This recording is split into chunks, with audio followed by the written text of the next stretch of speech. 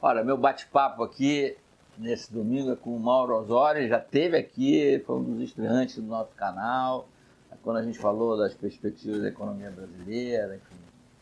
Mas o Mauro é um economista que se destaca nesse nosso mundo acadêmico, porque ele foi, de fato, um dos primeiros que se empenhou em estudar o Rio de Janeiro, o estado do Rio de Janeiro.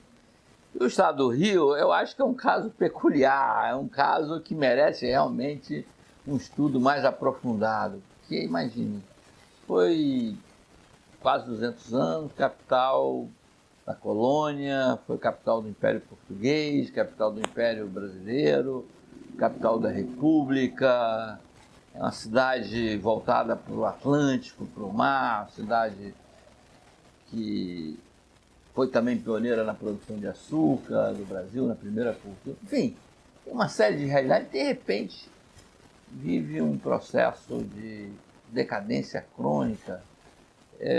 Agora a economia brasileira está num processo de uma recuperação modesta. E o estado do Rio é aquele último, é o lanterninha, não consegue sair. Como deu mal, vamos falar um pouquinho sobre isso. Você que está lá no Instituto Pereira Passos, estudando o município do Rio, mas tem uma visão do Estado como acadêmico, como economista. É um prazer, Mauro, te trazer aqui. É o segundo, Obrigado. Meu primeiro repetente. Tá ótimo. É sinal de que as coisas... o canal sobreviveu, né? É um luxo.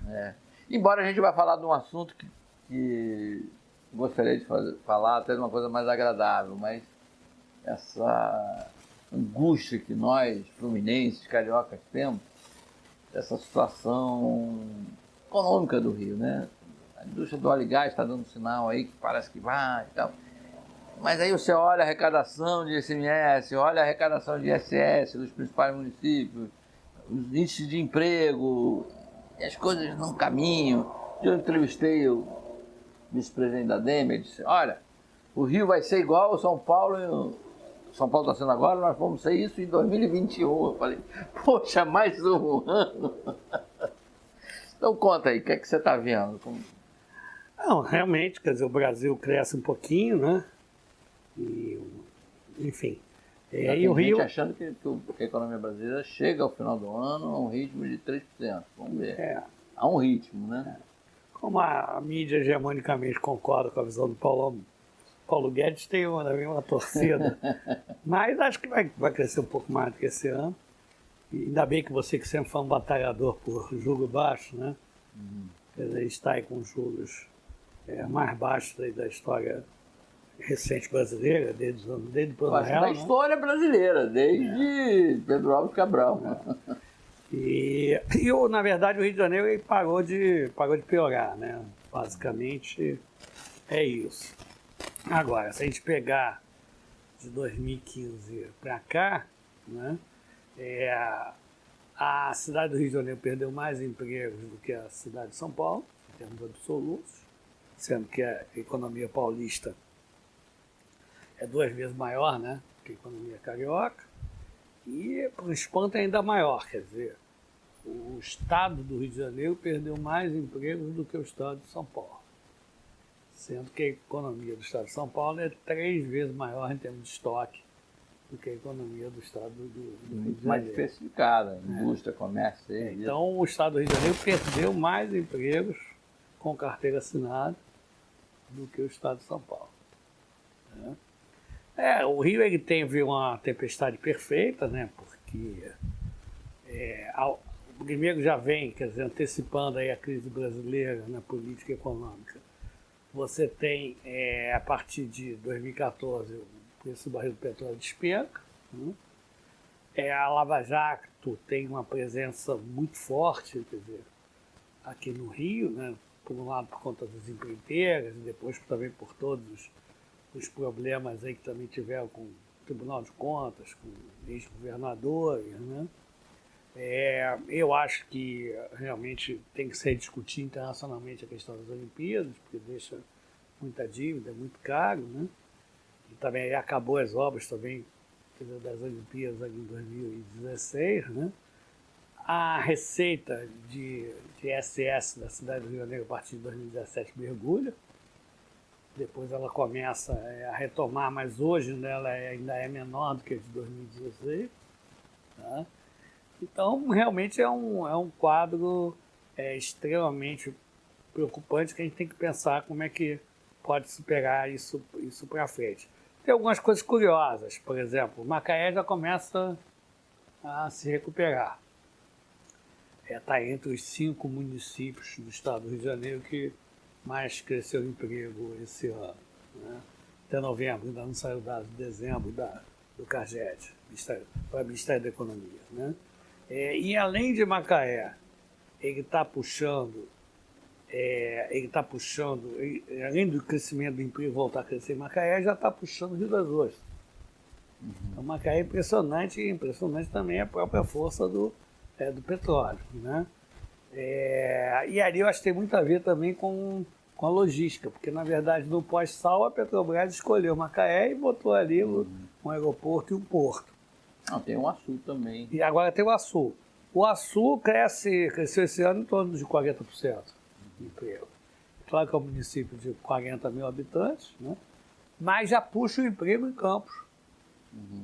Já está arrastando Campos positivamente. Quer dizer, eu acho que a tendência é Campos ser uma área de serviço e mesmo industrial do Porto do Açu.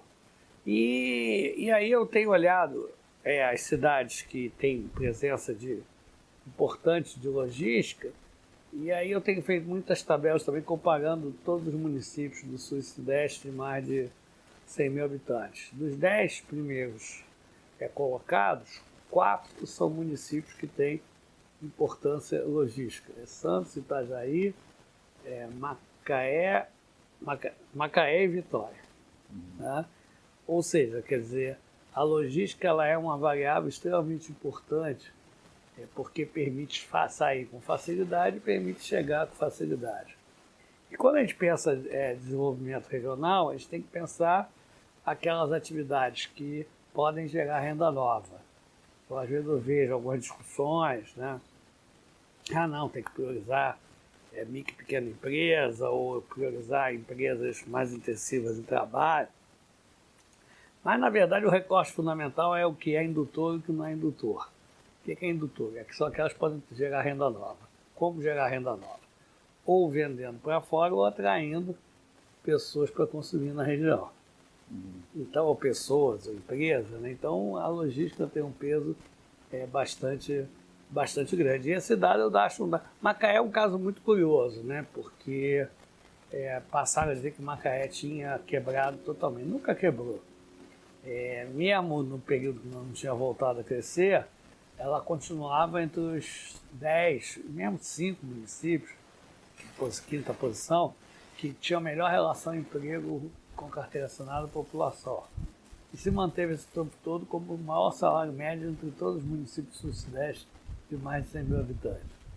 Quer dizer, então, eu acho também que a falta de uma reflexão mais permanente, mais organizada sobre o Rio, acaba fazendo com que a gente tenha muitos dados inusitados, muita coisa fora do senso comum, né? E eu gostava muito do Antônio Barros de Castro, que grande economista, que dizia que a vida tem vários ladinhos, né? E eu sempre procurei, desde que comecei a fazer a tese de doutorado, em 2001, tentar entender por que o Rio era pior, né? Por que o Rio de Janeiro ele é a unidade da federação que menos cresce desde os anos 70, por que o nosso setor público se desestruturou particularmente, a gente faz rankings de indicadores sociais, indicadores de infraestrutura também dos municípios de mais de 100 mil habitantes, Sul e Sudeste, a gente está sempre na rabeira, né? Então, procurar entender essas coisas e ir atrás também de dados inusitados, né? Agora, você tem aí uma euforia, quer dizer, muito grande com o turismo, né? Então, uma bandeira que eu tenho tido, é claro que o turismo no Rio de Janeiro pode crescer, eu acho que tem que pensar, trabalhar o turismo, isso é uma atividade indutora, porque atrai gente para consumir na região, a pensar o turismo junto com blocos de atividades que têm sinergia entre si, entretenimento, cinema e vídeo, cultura, esporte, a gente criou vários equipamentos esportivos aí com as Olimpíadas, tem mar, tem montanha, né?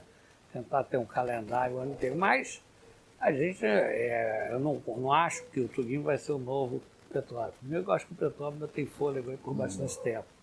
Segundo, e a gente aproveitou muito pouco até hoje. Segundo, que nós somos uma cidade com 6 milhões e meio de habitantes, uma metrópole com 13 milhões, o estado tem 17 milhões de pessoas.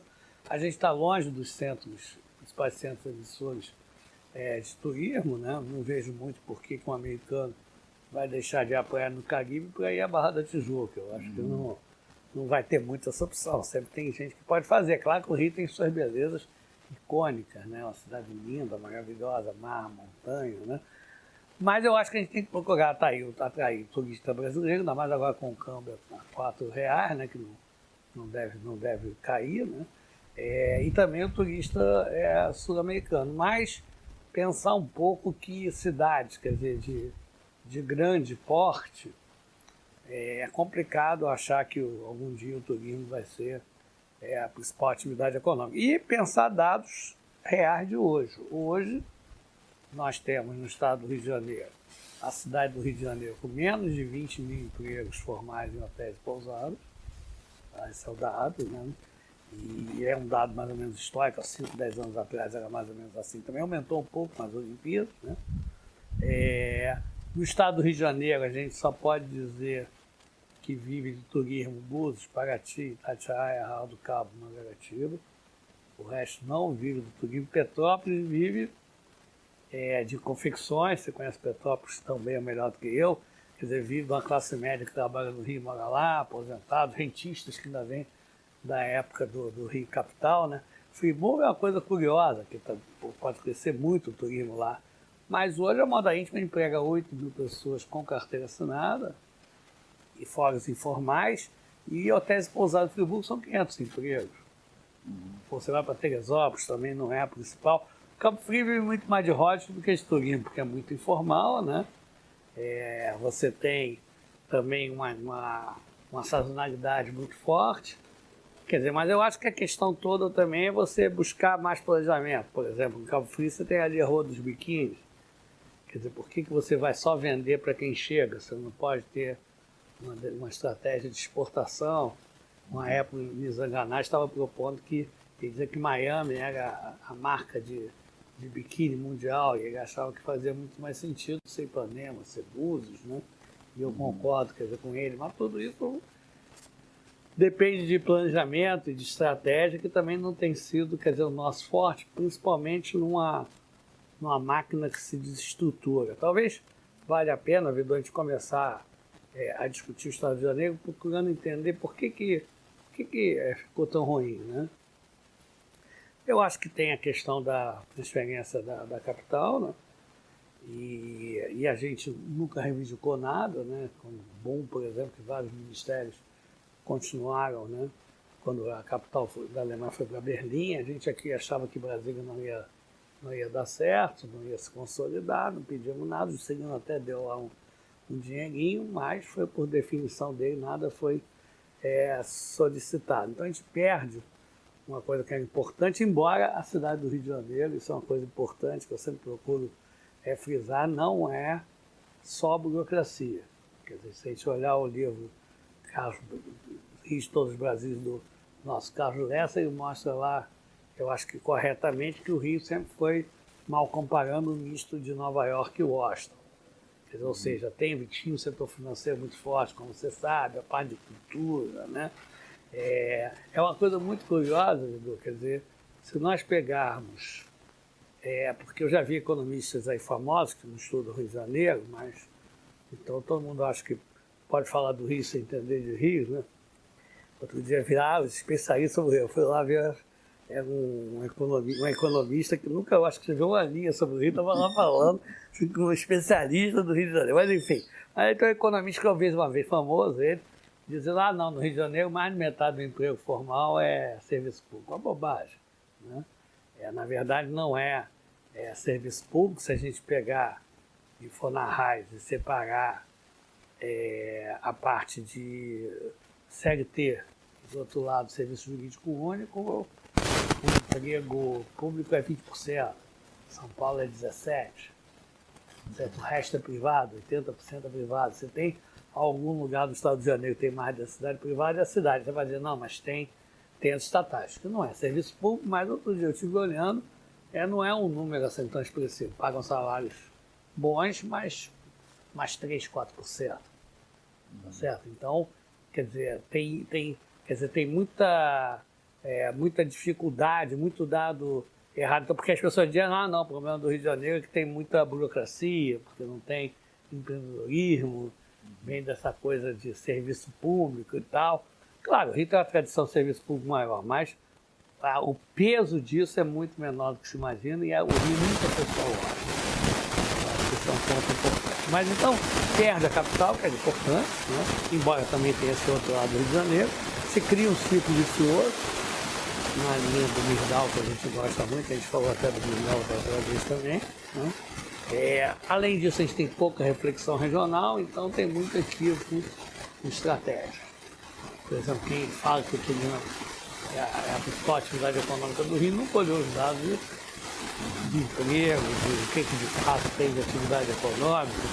Aí põe bar e restaurante da cidade inteira. É uma brincadeira, porque não conheço nenhum turista que vai tomar uma cachaça no Chapadão, ou no Alemão, ou em Bosseto, apesar de serem lugares também maravilhosos. Tem uma novela, então. Pois é, mas enfim, não é mas na mesmo assim ninguém vai. Não é na minha querida Tijuca, pode ser no Boa Vista, mas na Tijuca, que é muito grande, não. Né? Então, a gente precisa. A segunda coisa, primeiro, perde a capital, então perde um custo importante, não reivindica com fazer compensações, não tem reflexão adequada, então tem muita equipe de estratégia, tem muito lobby equivocado, tem muita energia perdida equivocadamente, e o outro é o marco de poder, né, que eu costumo dizer que o Douglas North, que é um prêmio Nobel de Economia, que é um marechal, que ele trabalha com a questão do marco institucional, e o Rio, quando veio o golpe de 64, o que ocorreu, hoje volta, muita gente a falar que não foi golpe, foi revolução, enfim, que não teve tortura, né? Mas o golpe de 64 e aqui foi caçada não só a esquerda, mas também a direita, que foi caçado os comunistas, os trabalhistas e os lacervistas, obviamente, né? E os militares entregam o poder ao Chagas, o Chagas tinha um jornal aqui chamado Dia, né, que dirigia 300 mil exemplares, ele vai para o MDB, cria uma hegemonia. Quando o Brizola ele ganha em 82, né? Mas a Assembleia Legislativa, o Chaguinho faz uma parcela importante. E aí essa hegemonia começa a se construir a partir da Assembleia Legislativa do Estado do Rio de Janeiro. Né? Esse conjunto de coisas, a perda da capital, falta ausência de estratégia e um marco político particularmente desestruturante clientelístico, vai desestruturando tudo e gera um ciclo vicioso muito importante. Como sair disso? Né? Eu acho que uma das coisas é você conseguir estar discutindo melhor quais são as estratégias que eu para frente. Né? Eu tenho trabalhado muito com a ideia de complexos produtivos ou sistemas produtivos. Então eu acho que o complexo petróleo e gás ainda é uma oportunidade importante no Rio de Janeiro. Tem toda a discussão de quanto tempo o petróleo ainda vai ser uma fonte de energia importante. Né? Hoje eu estava vendo uma matéria do Valor que dizia que o carvão ainda vai chegar ao auge do consumo em 2025. A China parece que voltou a usar mais carvão. Então, aí se fala muito do carro elétrico, mas o carro elétrico qual é a fonte? Quer dizer, da energia elétrica vem da onde? Quer dizer, uma parte vem de combustível fóssil, né? O importante ainda vem o mesmo de carvão. Eu acho que ainda tem aí um bom período pela frente. Eu acho que a gente podia estar explorando melhor o complexo petróleo e gás. A gente olha os dados de 2 anos atrás, a Petrobras, 80% das compras delas são fora do estado do Rio de Janeiro. Então, os fornecedores, quer dizer, não estão aqui, só 20% estão aqui. Você sabe também que aí imposto, ICMS, quando produz, pela lei, não pode cobrar ICMS. Quando exporta, tem a Lei Candiga e você tem isenção de ICMS dentro da ideia de que não se exporta imposto, está até correto, mas o fato é que não gera ICMS também quando exporta. E quando chega os equipamentos, tem um reperto, né? E aí você também vai cobrar 3% de ISS. Né? Eu acho que o reperto hoje é um exagero, porque o custo de extração de petróleo no alto mar no pré-sal está extremamente baixo, né? Acho que as petroleiras não precisariam disso. Então, eu acho que é pensar o seguinte: o que tem de oportunidade em torno aí do complexo petróleo e gás? Quer dizer, aí tem duas coisas interessantes, né? Eu fiz recentemente, participei do grupo lá, junto com a Universidade Rural, a gente participou do trabalho para repensar aquela frente marítima lá de Niterói. Né? Porque ali é um estaleiro, Niterói ela tem uma economia forte, porque tem uma classe média forte que mora lá. Ela é um centro de consumo para o leste metropolitano e mesmo para o interior fluminense, né? Principalmente agora tem uma rede nova lá também de hospitais, as pessoas também vão para lá e tal. Mas, fora isso, atividades que podem vender para fora, ou seja, acho que Niterói ainda pode avançar bastante em termos de atividades indutoras e talvez a principal oportunidade seja aquela frente marítima ali, está em frente ao pré-sal. E aí o que a gente... Tem que dragar, né? Tem que dragar, são 200 milhões. A prefeitura está bancando uma parte? A prefeitura acho que vai bancar tudo, se precisar. E a gente fez uma conta que só o ISS adicional, que pode ser gerado em 5 anos, já pagaria isso. Tá? E, de fato, é uma oportunidade muito grande. Por quê? Porque você ainda tem espaço para estaleiro de pequeno e médio porte, construção de rebocador, supply boats, tudo isso para atender ao pré-sal. Tem montagens, exatamente, que é um Lego, né? Você tem também reparo, né? Então tem isso, e eventualmente até, quer dizer, por exemplo, outro dia eu estava conversando com a Magda, que foi diretora-geral da MP. Deu uma entrevista para cá, maravilhosa. Boa, muito boa, Ela me disse o seguinte, então, nós estamos entrevistando ela falou para nós o seguinte, que se for para extrair petróleo na velocidade que a Petrobras está pensando, não tem capacidade ociosa no mundo para atender em termos de plataformas. Então até isso pode ter oportunidade, não sei se para Niterói, mas em termos de estaleiros brasileiros, aí pode atender também Angra dos Reis. Mas com certeza, quer dizer, tem espaço para alguma coisa, quer dizer, da naval, que já tem um porto privado lá que você pode ampliar para ser a base em terra, quer dizer, do pré-sal. Macaé cresceu com isso, e o pré-sal é muito maior do que era o pós-sal na bacia de Campos, e também está atraindo ali, né, atividades industriais. A Halliburton está lá, tem 1.000 pessoas trabalhando lá na produção de tubos. Eu acho que talvez em Niterói o maior entrave, assim, é pesca. Porque o que se fala é que a piscosidade está muito grande no nosso litoral. O pessoal vem de Santa Catarina pescar aqui. Tem gente que toparia voltar. Se fez um terminal de pesca, mas na área onde está não chega a ter 1 metro de... Meio metro? Pois então aí brincadeira. Nem canoa chega. Ficou uma coisa que não tem como usar. Ficou uma piada, né? Mas então eu acho que pode, por exemplo, isso pode... Outra coisa, eu acho que você tem, inclusive hoje, 2 municípios naquela região com recursos, que é Maricá e Niterói. Você vai ter a UPGN ali em Itaboraí, né? Você tem São Gonçalo, que talvez o maior, um dos maiores problemas do estado do Rio de Janeiro. Ele tem uma receita pública per capita de menos de R$1.000, né? Ele não tem nem litoral, nem todo recebe royalties, né? Mas tem área ali que pode ser industrial, quer dizer, pode ser uma retroárea, ver como é que a UPGN pode ser ou não utilizar ela para atrair indústrias que usam gás, né? E Maricá construiu um aeroporto, né, que já está funcionando, tem uma possibilidade de ter um porto ali, tem um calado profundo, né? Então eu acho que pode ter... Testou o aeroporto, mas acho que desistiu. Mas agora já está voltando. Já está voltando. Teve agora tem uma empresa que parece que já se instala lá, tem mais uns 15 dias, aí já vai ter uma nova empresa lá se instalando. Isso que você falou é verdade, mas parece que está chegando já uma nova, muito barata ali, pela proximidade, né? Com a ali com a bacia de Santos, né? E a prefeitura está com dinheiro e está investindo, acho que o que é necessário, acho que vai dar certo. E o porto, né? Que você precisa discutir se vai ter ou não, né? É um porto com calado profundo, né?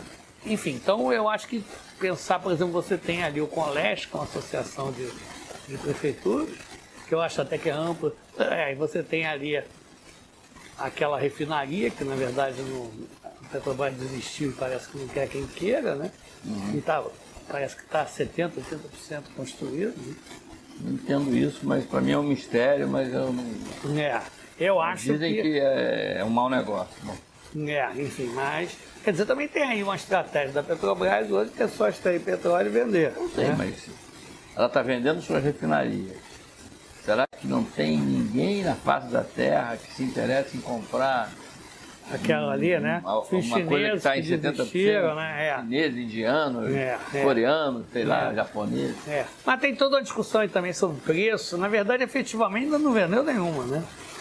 Mas agora março, abril, talvez. Na licitação deve vender, né? Shell, Raizen, e aí eu acho que a gente... agora o negócio da água mostrou a complicação que é a nossa região metropolitana do Rio de Janeiro.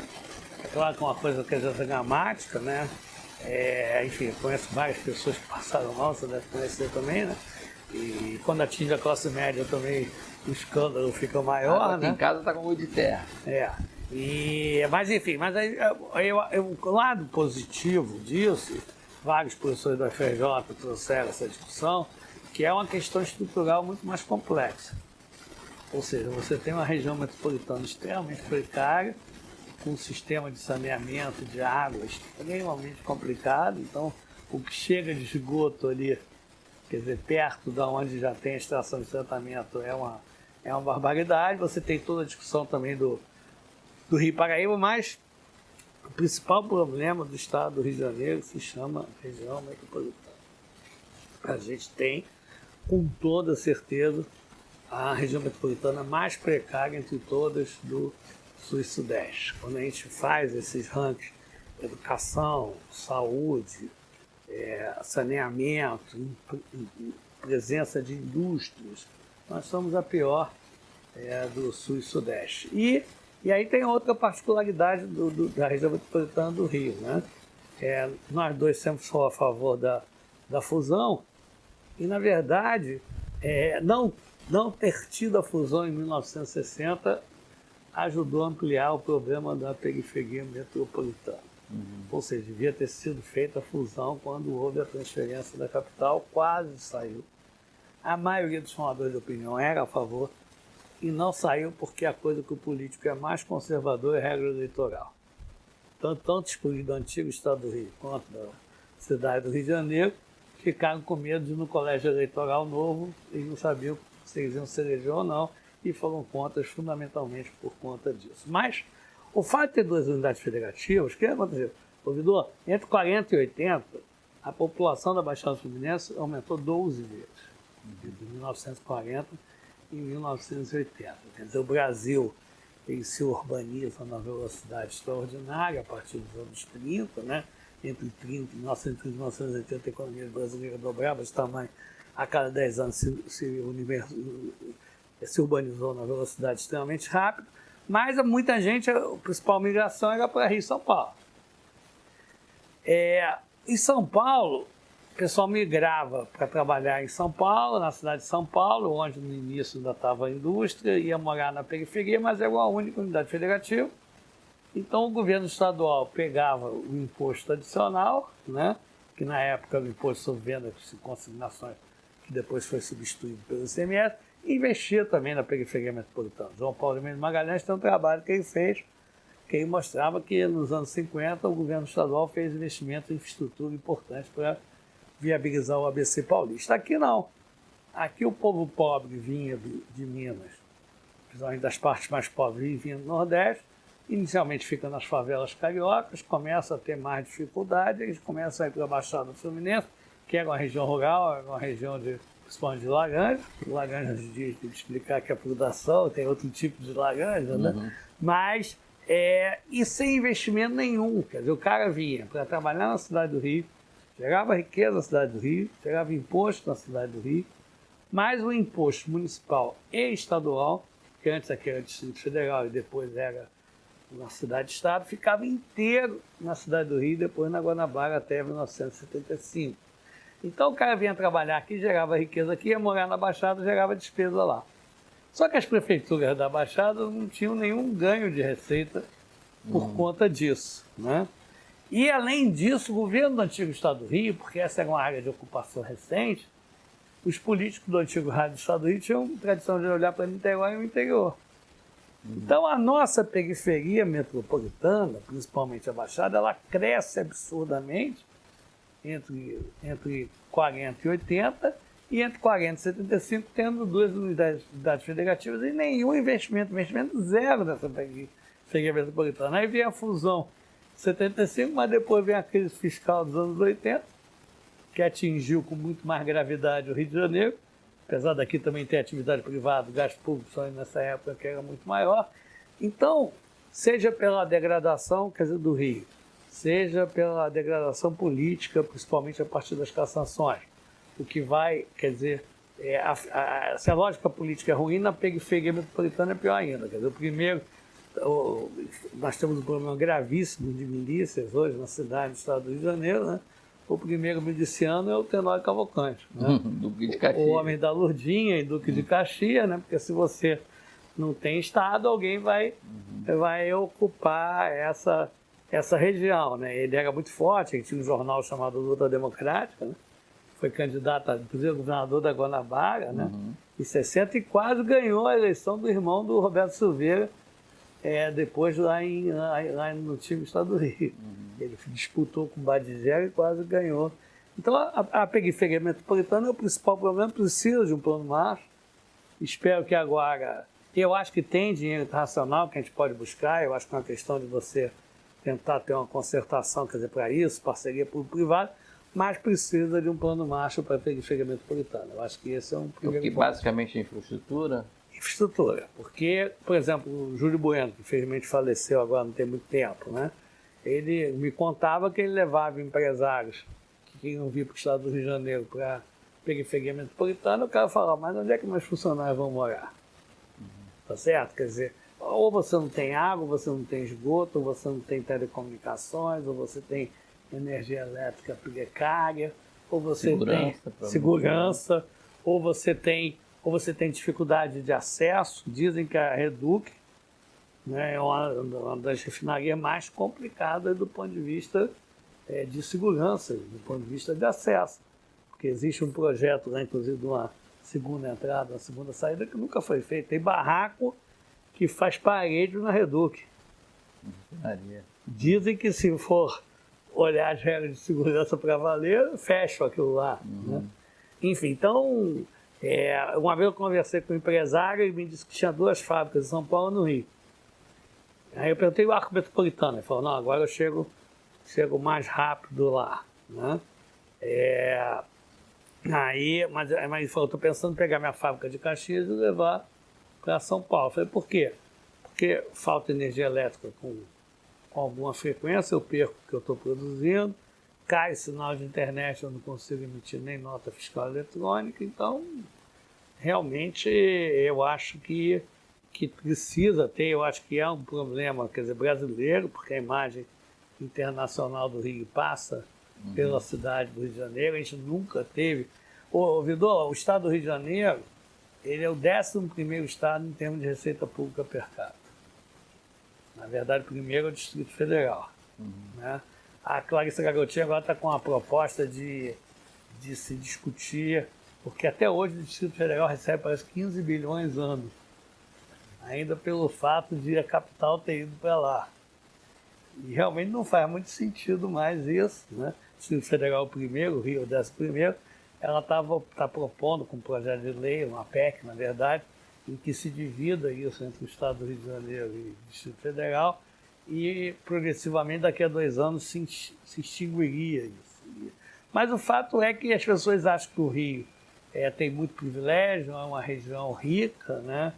As pessoas olham a Zona Sul, as novelas da Globo, e acham que o Rio de Janeiro É isso, mas se a gente olhar a receita pública per capita, por exemplo, já contando os royalties, nós estamos na 11ª posição.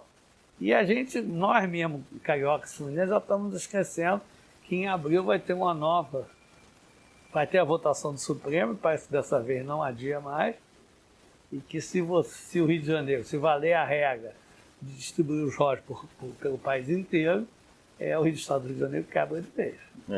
Já não paga dívida. Pois é. Esse ano, pelo acordo, já vai ter que pagar. Coisa, né? Vai ter que pagar, acho que uns 6 bilhões.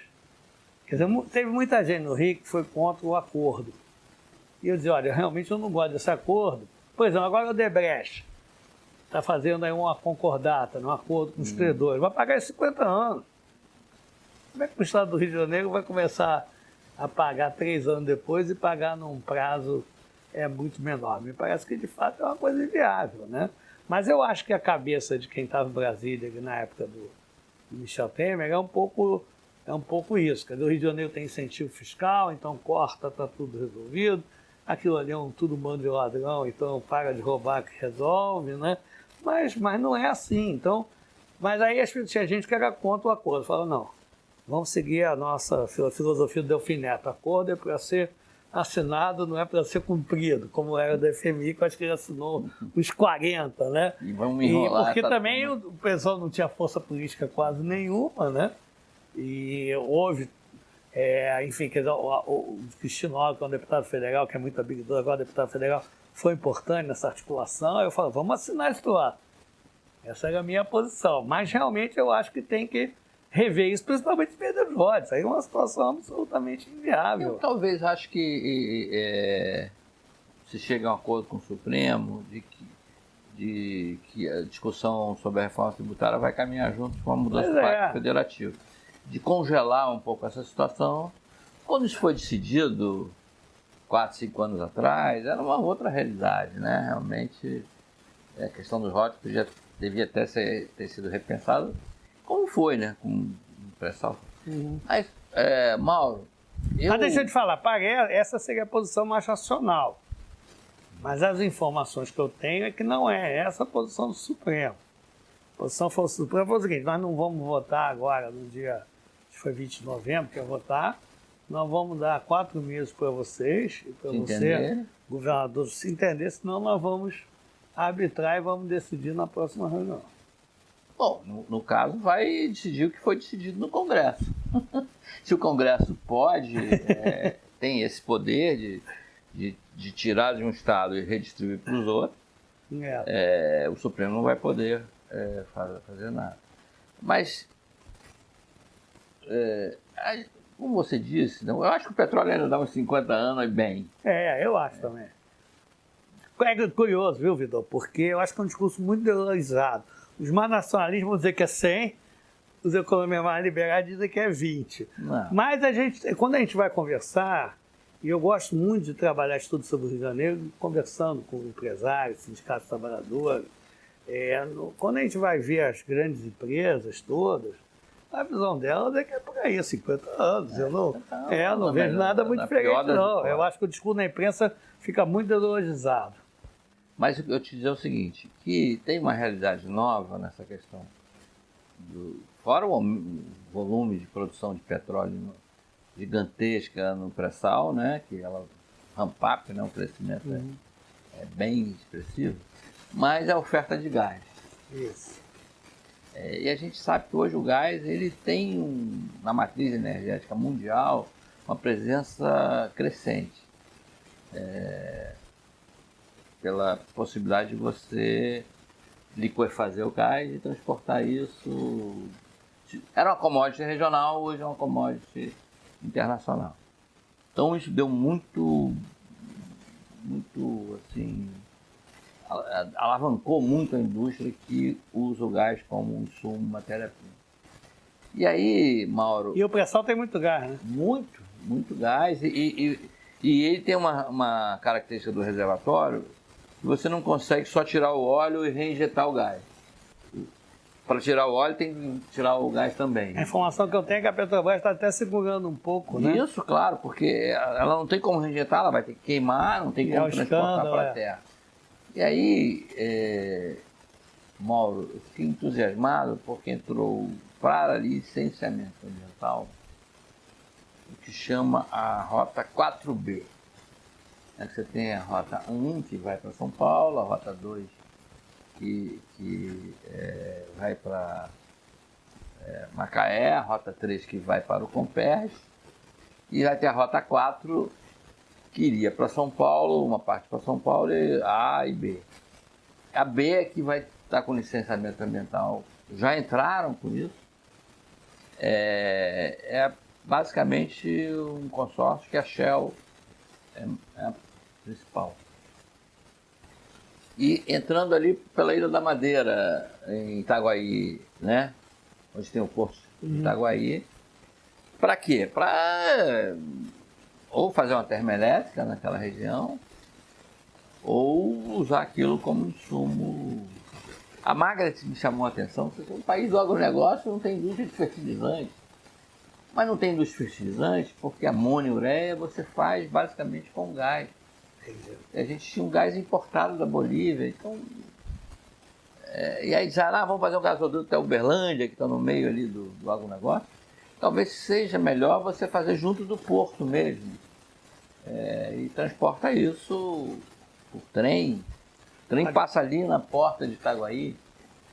Pode até estimular a cabotagem também. Estimular a cabotagem, é uma porção de coisa. Então eu fiquei muito animado, assim, puxa, será que agora... Tentar ter um foco em indústria de fertilizantes. Isso, indústria de fertilizantes. E talvez até no Comperj você possa usar um pouco. É verdade. Eu ia sugerir não usar o nome Comperj, porque eu acho que aquilo ali é uma coisa que foi... Mas Comperj é o nome. Foi quem sem nunca ter sido, né? Eu tenho tanta raiva daquilo que mas foi a ilusão que venderam. Então fica Comperj, mas não a sigla, né? Companhia... ali no leste metropolitano, Itaboraí, né? Pode ser. E também tem que ver qual o tamanho disso, né? E o que cabe, o que não cabe. Eu estou muito disposto a estar. Eu tenho trabalhado muito também com o grupo ali da Rede CIS, da UFRJ, que é um grupo liderado pelo Cassiolato, que é um cara excelente, Helena Nalasco, foi diretor já do BNDES. Eles pensam muito em inovação em território. Foi quem trouxe para o Brasil o conceito de arranjos produtivos locais. E eles discutem muito inovação em território, e a gente está começando a fazer alguns trabalhos conjuntos, e eu acho que uma das coisas que a gente vai procurar discutir é o gás, né? E como é que isso pode beneficiar o estado do Rio de Janeiro. E a região metropolitana. Porque tem aqui Itaboraí, você está dizendo agora vai ter Itaguaí. Né? Não é muito longe, né? Não, de jeito nenhum. E com arco metropolitano... que você precisa melhorar a segurança dele, né? Mas também aí é um dinheirinho que resolve, né? E aí, eu acho que também é ver o que pode atrair em termos de indústria, né? Que o gás também gera um produto muito mais limpo, muito mais refinado, mais bem acabado. Quer dizer, na parte de cerâmica, na parte de vidro, na parte... Até café parece que o gosto fica melhor. Claro. Usando o gás como fonte de matéria-prima, uma fonte de matéria-prima mais constante, né? Então eu acho que é uma discussão, aproveitando que já surgiu ali o Conlesc, a associação de prefeituras a partir do suposto Comperj, né? E aproveitando, tem 2 prefeituras hoje com recursos, tá certo? E que podem vir a usar uma parte desses recursos, eu acho, desde que você gere uma boa governança também, para ter participação em empresas de base tecnológica, né? Além de dinheiro para infraestrutura, além de dinheiro para estar pensando em melhorar acesso, quer dizer, ou seja, são prefeituras que eu acho que podem estar liderando aí um pensamento, uma estratégia de desenvolvimento que pegue principalmente, quer dizer, Maricá, Itaboraí, São Gonçalo, que precisa muito, né? E Niterói. Eu acho que essa pode ser uma articulação interessante. E do outro lado você consegue pegar Itaguaí, Seropédica, exatamente, Japeri, exatamente, sabe? Exatamente. Queimados, e aí vai chegando, Belfor Roxo, Nova Iguaçu, São João do Meriti, Nilópolis, enfim, você faz o arco metropolitano. Exatamente. E pensar, eu acho, quer dizer, o estado do Rio de Janeiro de uma forma integrada, né? Eu acho que a gente tem que discutir a regionalização do estado do Rio de Janeiro. Você tem uma ideia? Conta a lenda, mas parece que é verdade, teve um governador do estado do Rio de Janeiro que, quando ele entrou, ele falou o seguinte: essa região aí do Médio Paraíba está muito grande, traz aí uma caneta. Aí pegou e criou a região Centro-Sul. Então assim ocorre o nosso planejamento. Então, se a gente pegar, por exemplo, Rio das Ostras, faz sentido estar na Baixada Litoral? Não. Rio das Ostras hoje é a relação inteira com Macaé. Né? Me desculpe quem é nascido em Rio das Ostras, mas virou um anexo de Macaé. Não pode ser econômico, é isso. E tem uma relação muito forte. Faz sentido nossa Friburgo, Teresópolis e Petrópolis ser uma mesma região? Você está no alto, mas qual é a relação de totalmente diferente. Totalmente diferentes. Então eu acho que essa é uma outra discussão e pensar quais são as estratégias para cada uma dessas regiões. Quer dizer, como é que Campos pode se beneficiar dessa grande âncora que é o Complexo Industrial do Porto do Açu, né? Outro dia eu estive até conversando lá com um candidato de Campos, que eu falei para ele, eu acho que ali o Complexo Portuário Industrial do Açu é a grande âncora para estar pensando, para estar renovando. Porque, veja como é essa coisa, a gente fala, não, o norte do estado é petróleo. Não, o norte do estado é royalties. Petróleo é só Macaé.